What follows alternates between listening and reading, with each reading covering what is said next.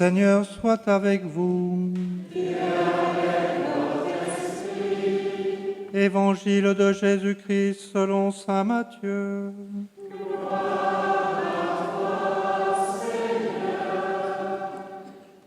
En ce temps-là, Jésus prit la parole et dit : Père, Seigneur du ciel et de la terre, je proclame ta louange.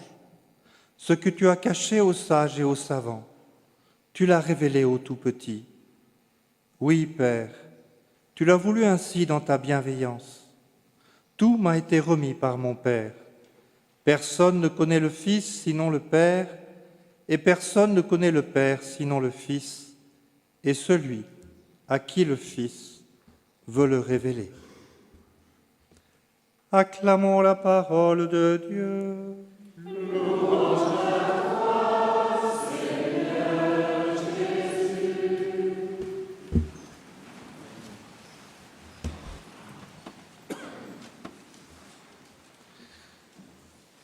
En cette fête de Notre-Dame du Mont-Carmel, nous sommes en communion avec nos frères et sœurs du Carmel, actuellement en pèlerinage à Lourdes, mais aussi avec tous les pèlerins de Lourdes.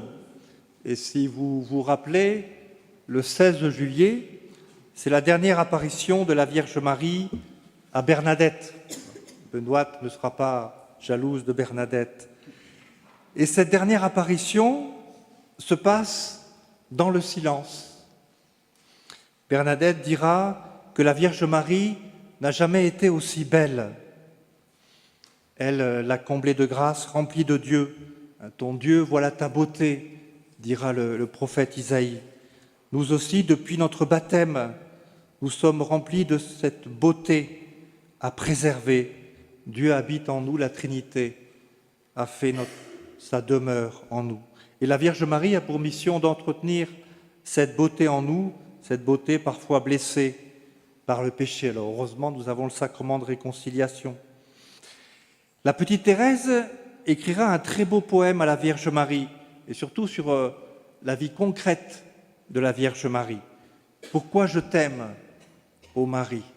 C'est à peu près 25 strophes, et je vous invite vraiment à le lire et à le méditer. Et elle dit dans ce poème : les trésors de la mer appartiennent à l'enfant, et je suis ton enfant, ô Marie. Je suis ton enfant, ô Marie. Se reconnaître enfant de Marie. La Vierge Marie, notre Mère, veut nous combler de ces trésors de grâce. Et les textes de ce jour sont aussi étonnants parce que, d'une part, le psaume 102 était le préféré de la petite Thérèse. Vous avez entendu : bénis le Seigneur, ô mon âme, n'oublie aucun de ses bienfaits, car il pardonne toutes tes offenses. Combien il est important pour nous de faire nôtre aussi ces poèmes, ces psaumes qui nous sont donnés. C'est la parole de Dieu elle-même qui nous est donnée pour le bénir lui-même, pour le louer, pour l'adorer.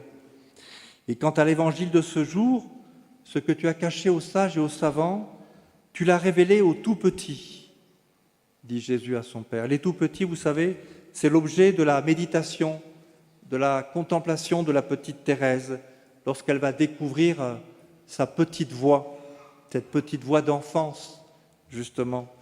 Pour atteindre la sainteté, dira-t-elle, en fait, elle cherche le désir de la sainteté. Je rappelle que c'est notre vocation, la sainteté, et qu'il y a un chapitre du Concile qui est consacré à cette sainteté, cet appel universel à la sainteté. Il ne s'agira pas, dira-t-elle, la petite Thérèse, de grandir, mais de rester petit, s'accueillir dans nos faiblesses, s'accueillir dans nos impuissances, humblement. Et on sait que comme modèle d'humilité, nous avons bien évidemment le Christ par son incarnation et par sa croix. Et nous avons comme modèle bien sûr notre Mère, la Vierge Marie, que nous honorons aujourd'hui dans son sanctuaire. La Vierge Marie est notre Mère dans l'ordre de la grâce, dira le Concile Vatican II. Elle nous enfante à la vie surnaturelle, c'est sa mission, à une vie de foi, à une vie d'espérance et à une vie de charité. Combien il est important pour nous de la prier.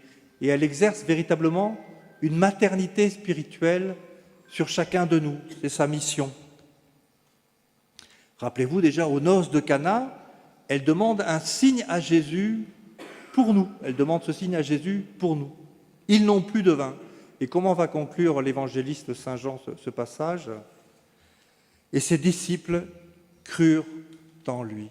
Elle demande à ce signe à Jésus par amour pour nous, afin que nous mettions notre foi en Jésus, que nous donnions notre foi en Jésus. Elle qui intercède pour nous. Et au pied de la croix, les pères de l'Église diront que la Vierge Marie a porté toute la foi de l'Église. De fait, où est-elle cette promesse de l'ange Gabriel lors de l'Annonciation ? Il sera grand, il sera appelé Fils du Très-Haut, le Seigneur Dieu lui donnera le trône de David, son père. Cette promesse faite à l'Annonciation, la promesse de Dieu, est crucifiée sous ses yeux. Son Fils et son Dieu, le Dieu d'Israël. Et la Vierge Marie continue, persévère dans sa foi. De même, nos frères et sœurs de la communion Notre-Dame de l'Alliance qui sont en retraite, ici, mariés, séparés ou divorcés, vivant seuls, où est-elle la promesse échangée le jour de votre mariage ?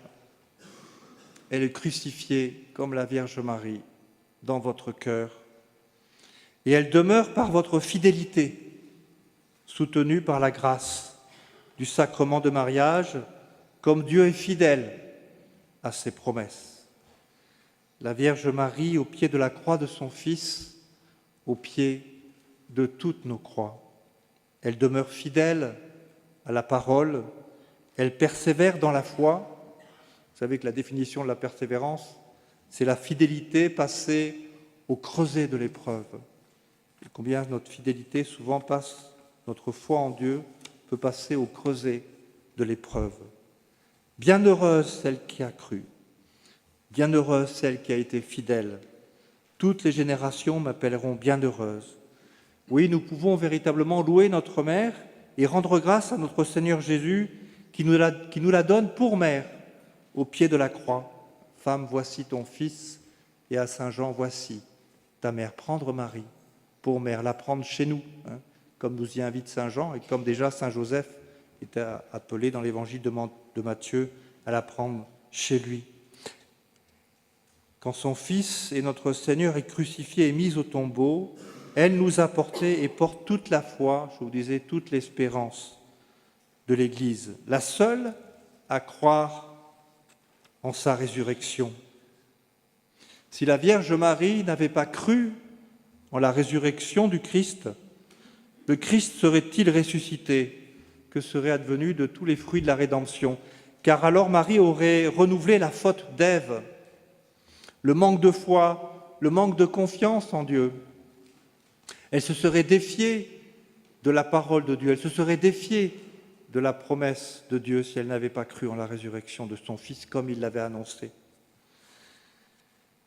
Mais la Vierge Marie est bien la nouvelle Ève, promise au livre de la Genèse, et qui écrase la tête du serpent. Le Seigneur, rappelez-vous, dit au serpent, « Je mettrai une inimitié entre toi et la femme, mais pas seulement, mais entre ta descendance et sa descendance. » Nous sommes de la descendance de la femme, nous sommes de la descendance de la Vierge Marie. Et cette parole, au livre de la Genèse, elle s'accomplit au pied de la croix.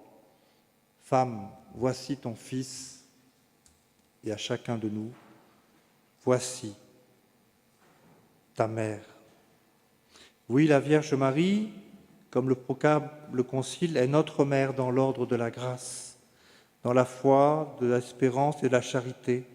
Demandons à Jésus de nous faire connaître et aimer sa mère comme il l'a connue et aimée, et demandons surtout aussi à la Vierge Marie de nous faire connaître et aimer son Fils comme elle l'a connu, afin d'être des véritables témoins de son Fils, de vivre de lui, par Marie, avec Marie, en Marie. Amen.